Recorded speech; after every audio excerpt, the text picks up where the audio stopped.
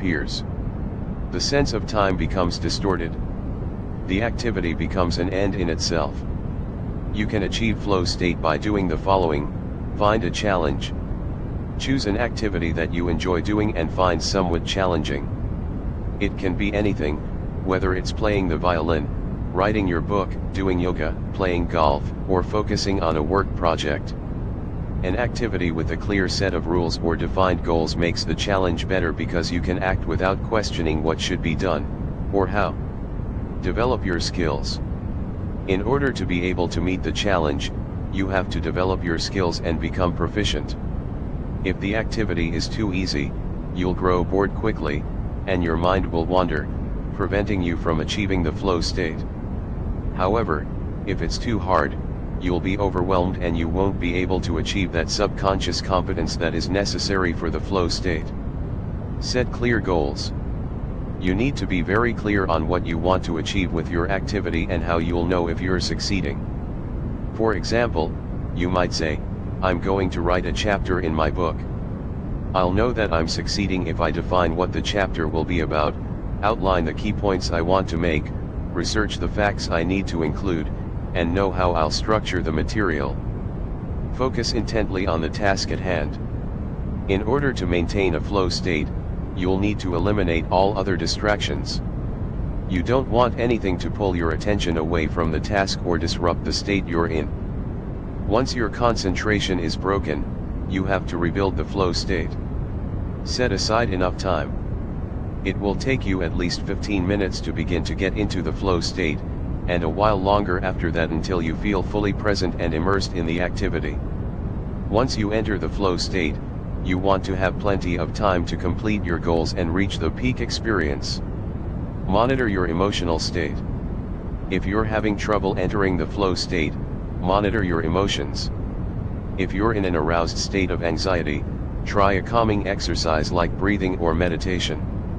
If your energy level is low and you're feeling sluggish, do something to invigorate you, such as exercise, eating a healthy snack, or calling a friend. Then go back to your activity and try again.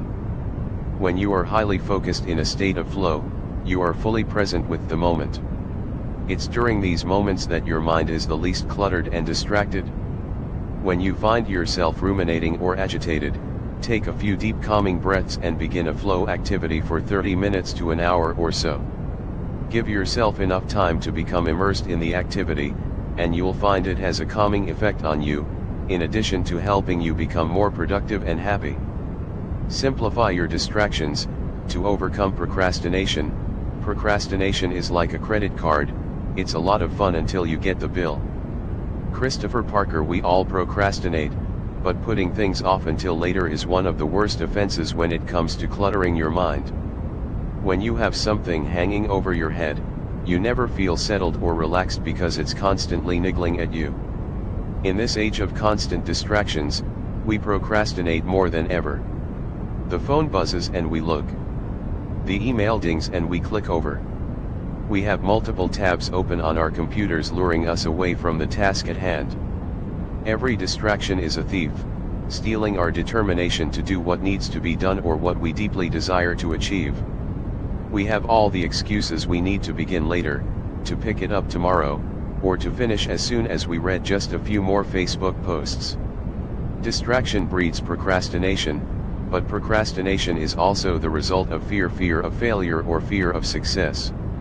It's the great what-if standing between you and the action you want to take. Even though most of these fears are unfounded, we allow them to pull us away from the task at hand. We also procrastinate because we dread difficult tasks. We don't want to tax our brains or expend the energy necessary to get started. As you've likely experienced, the getting started part is the most difficult.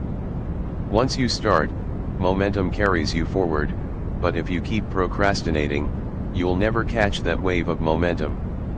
Procrastinating not only steals precious time and momentum we could be devoting to achievement, but also our energy and motivation. The more we procrastinate on something important, the worse we feel about ourselves. The worse we feel, the less motivation we have to get moving on our work. The less motivation we have, the more we procrastinate with mindless distractions. It's a vicious cycle that traps you in self-recriminations and anxiety. The first step in overcoming procrastination is awareness of the crippling negative impact it has on your mental state. Think about this: you likely spend at least 1 hour a day procrastinating. That's 7 hours a week, nearly a full workday.